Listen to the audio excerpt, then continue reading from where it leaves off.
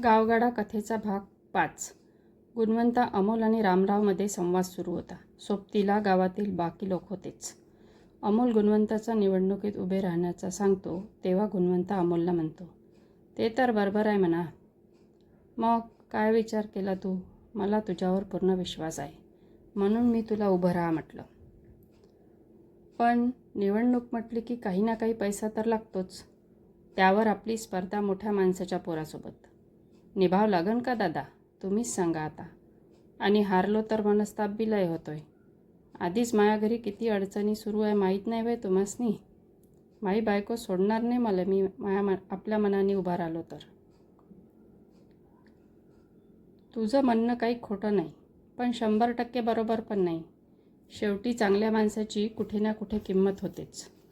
तुला जे काही मदत लागेल ती मी देईन. राहिली गोष्ट वहिनीची, मी समजवतो त्यांना. तू जिंकला तर ठीकच आहे, आणि नाही जिंकला तर तुला काहीच त्रास न होण्याची जबाबदारी माझी. मग तर झालं. रामराव आणि गावातील लोक गुणवंताला म्हणतात, अरे इतकं म्हणतात आहे दादा तर राहा की उभं. बघून घेऊ काय होतं तर. आपल्याला चांगला सरपंच पाहिजे. गावाचा खूप विकास बाकी आहे. आता अमोलदादा समोर आल्यावर आपणच मदत करायला हवी ना. पण मोरके पाटलाचं काय? त्यासनी विरोध केल्यागत वाटन. मी कधीही मोरके पाटलाचा व्यक्तिगत विरोधी नाही. त्यांनी पण गावाचा काही ना काही विकास केलाच. पण कसं आहे, त्यांचं वय झालं आणि मुलाच्या समोर मोठे मोठे हात टेकतात. मग त्यांची काय गत? त्यांचा मुलगा बाबू कसा आहे हे तर सगळ्या गावालाच माहिती आहे. तरी पण तुम्ही असे मागे पुढे बघता. गुणवंत अमोलला म्हणाला, ठीक आहे मग, मी तयार आहे. पक्क ना? ऐन वेळेवर नाही नाही म्हणायचं. रामराव बोलला, अमोल दादा तुम्ही लागा तयारीला. गुणवंता राहील उभा. चला मग गुणवंताच्या घरी जाऊन चहा पाणी घेऊया. वहिनीशी पण बोलता येईल. सगळेजण शेतातून गुणवंताच्या घरी येतात. गुणवंता बायकोला आवाज देतो, रमा, ए रमा, हे बघ कोण आलं. अमोलदादा आलेत, जरा चहा टाक 5 कप. गुणवंताची बायको बाहेर येते. ते 5ही जण बाहेरच्या खाटेवर बसले असतात. कोण आले? अच्छा, अमोलदादा वय. आज काय सकाळी सकाळी इकडला दौरा? अहो वहिनी, तुमच्यासोबतच बोलायचं होतं. रमा, महासंघ काय बोलायचं आहे? अजून काही केलं तर नाही यांनी? हो, मला तर भीतीच झाली आता. नाही नाही, तसं काही नाही, घाबरू नका तुम्ही. तसं नाही तर मग काय बोलायचं आहे? रामराव रमाला उत्तर देतो, यावेळेस गुणवंता निवडणुकीत उभा राहणार आहे, म्हणून अमोलदादा आले तिकडं. आता हे काय नवीन खूळ? हे समजा आमासनी जमणार आहे वय अमोलदादा? आमच्या घरी तर 4 विश्व दारिद्र्य राहते. कसं काय करणार? आता तर यांनी जे प्रताप केले होते त्यातून आता कुठं सावरलो आम्ही. पुन्हा आता हे निवडणुकीचं काय घेऊन बसलात? वहिनी, तुमचं बरोबर आहे सर्व. गुणवंता नाहीच म्हणत होता, पण मीच त्याला जबरदस्तीने राहा म्हटलं, म्हणून तयार झाला तो. ते समजा तुमचं खरं असलं तरी तुम्हासनी आमची परिस्थिती माहीत नाही वय. 2 पोराचा खर्चच होत नाही बरोबर, तर निवडणूक कशी लढायची? त्याची चिंता तुम्ही नाही करायची, मी आहे, करतो बरोबर. रमा, बरं आता अजून काय बोलू मी? करा तुम्हासनी जे वाटते ते. मी चहा घेऊन येते. रमा आज जाते चहा मांडायला. मग गुणवंता भाऊ, वहिनी तयार झाल्या, मी समोरच्या कामाला लागतो. भेटतो मग नंतर. हो, ती तयार झाली, पण मलाच भीती वाटते. तरी पण तुम्ही माझ्यासोबत आहे तर ठीक आहे. अमोल, रामराव आणि बाकीचे आपापल्या घरी निघून जातात. सौमित्र पाटील समोर वारांड्यात बसले होते. अमोल घरी येतो आणि त्यांच्याजवळ जाऊन बसतो. आबा, गुणवंता तयार झाला उभं राहायला. छान झालं, पण सतर्क राहा. गावातले राजकारण एवढे सोपी नसते, तुम्ही पोरं समजता तितके. होय आबा, मला माहिती आहे. तुम्ही आहे ना मार्गदर्शन करायला? मी तर आहेच. गुणवंता गरीब आहे, इतके सोपी नाही त्याच्यासाठी बाकीच्यांना विरोध करायला. एकदा त्याला तिकीटच भेटते की नाही हा एक प्रश्न आहे. आणि भेटली तरी समोर काही ना काही अडचणी येणारच. सोपी नाही आहे गरीब माणसासाठी प्रगती करणे. पाय खेचणारे बरेच असतात. अमोल त्याच्यावर म्हणतो, हो आबा मला कळते, पण बघू काय होते तर. गुणवंताला आधाराचीच गरज आहे, बाकी तो सगळं करील. पाहता पाहता गुणवंता उभा राहणार ही बातमी गावात पसरते. मोरके पाटलाच्या बाबूला पण माहिती होते. तो रागाने लाल होतो. रागारागाने त्याच्या आबाकडे जातो, म्हणजे मोरके पाटलाकडे जातो. आबा, ओ आबा, हे मी काय ऐकतोय? बाबूचा आवाज ऐकून मोरके पाटील त्याला विचारतात, काय म्हणतोस? कशापायी ओरडतोय इतका?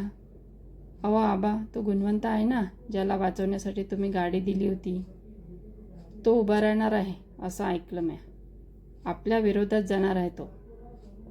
तुम्ही त्यासनी वाचवायला गाडी दिली ना, कोणासाठी काही करायला जाव तर तेच आपल्या मानगुटीवर बसतात. तरी मी म्हटलं होतं तुम्हासनी नका देऊ गाडी म्हणून, तरीही तुम्ही दिलीत. घ्या आता. मोरके पाटील बाबूला म्हणते, तू तर असं सांगून राहिला जसं मीच उभं केलं त्याला. तुला निवडणूक लढण्याची जिद्द चढली ना, मग गावात हे होणारच. मी उभा असतो तर ही भानगडच झाली नसती. पोराबाळाला विरोध जास्तीच होतो आणि मी त्याला वाचवण्यास गाडी दिली तर काय उपकार केलं होय? असं करून आपण त्यासनी विकत घेतले नाही. मी या गावचा सरपंच आहे अजूनही, या नात्याने येतात लोक माझ्याकडे. मी ऐकलं तो मोठ्या वाड्यातला अमोलदादा आहे ना, तो उभा करत आहे गुणवंताला. नाहीतर त्याची काय लायकी आहे उभं राहण्याची? मोरके पाटील, अच्छा मग तुझं काय म्हणणं आहे? मी काय करावं? कुणाची लायकी काढायला तू मोठा माणूस आहे काय? बोलायची अक्कल आली नाही अजून, सरपंच बनाची स्वप्न बघतो. आबा इथं बोललास तर ठीक आहे, पण गावामध्ये बोलू नका माझ्याबद्दल. लोक काय म्हणतील? घरातच विरोध असन तर लोक मला कसं मत देणार? आणि तुम्हाला मायासाठी काय करायची गरज नाही. मला तिकीट मिळू द्या म्हणजे झालं. अमोल शिकलेला मुलगा आहे, त्याला तुझ्यापेक्षा जास्त समजते. बघ काय करायचं. आपल्या घराकडे लक्ष द्यायचं सोडून जमत नाही त्याच्या मागे धावणे म्हणतात त्याला. घराकडे बी लक्ष आहे माझं. शेताकडे गेला होता का कधी? तिथं जाऊन काय करायचं मी? गडी माणसं आहे ना, ते काय करतील ते बघ. गडी माणसाच्या भरोशावर शेती करता येते होय? आपण काही करायला हवं की नको? सध्या तुम्ही माया मागे न लागलेलंच बरं आबा. जाऊ द्या, बोलून काय फायदा, मी चाललो गावात. असं म्हणून बाबू गावात भटकायला जातो दोस्तांसोबत. तो आणि त्याचे गावातले दोस्त नेहमीच पान सुपारीच्या कट्ट्यावर बसलेले असतात. बाबूची बायको आनंदी त्याच्या नावाने ओरडत असते नेहमी, काय काम करत नाही म्हणून. पण तो काहीतरी बोलून तिला टाळत असतो. तिच्या वडिलांनी मोरके पाटलाचे व्यक्तिमत्व, वाडा, शेती बघून तिचं लग्न लावून दिलं बाबूसोबत. त्यांनी मुलाबद्दल फार काही माहिती काढलेली नसते. लग्न झाल्यानंतर आनंदीला सगळी हकीकत कळते. पण मनाने ती खूप चांगली मुलगी. तिच्या आईवडिलांचे संस्कार चांगले असल्याने ती आतापर्यंत बाबूचं वागणं सहन करून घेते. होतकरू स्वभावाची असल्याने पूर्ण घर सांभाळून घेते. कधी कधी तर शेतावर पण जाऊन बघते. घरच्याशी पण छान जुळवून घेते. फक्त बाबूसोबत तिचं पटत नाही. बाबू आणि त्याचे मित्र गावात फिरता फिरता गुणवंताच्या घराकडे जातात. गुणवंता घरी असतो. बाबू बाहेरूनच आवाज देतो, गुणवंता भाऊ आत येऊ का? गुणवंता त्याला बघून आश्चर्यचकित होतो. म्हणतो, हा कसा काय आला इकडे? वाट चुकला की काय?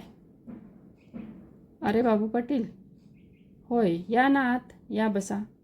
आज काय काम काढलं इकडं गरीब माणसाकडं?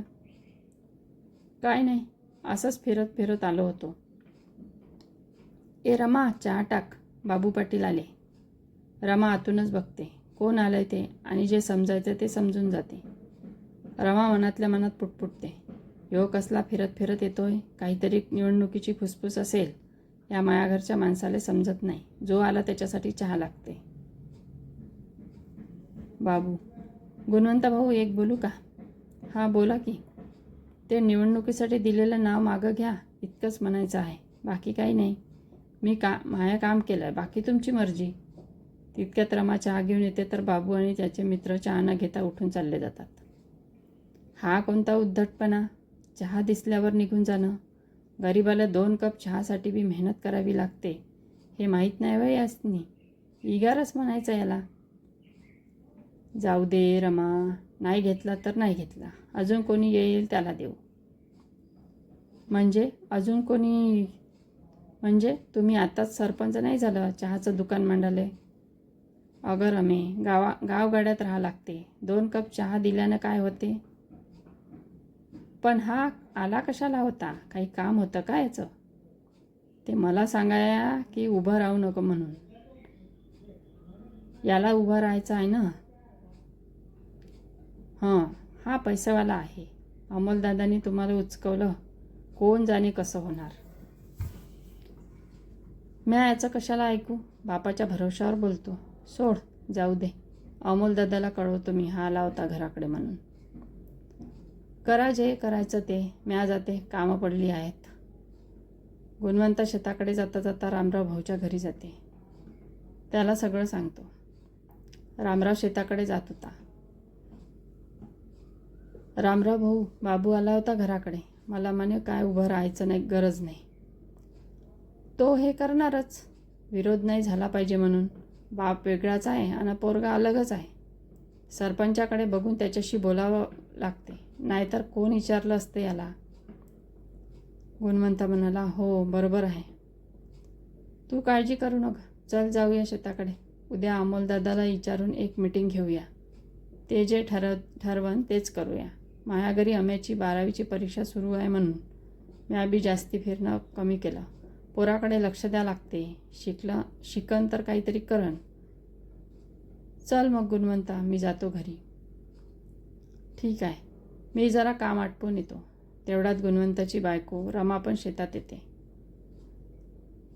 उर्वरित कथा ऐकण्यासाठी पुढील भाग ऐका आणि चॅनलला सबस्क्राईब करायला विसरू नका. धन्यवाद.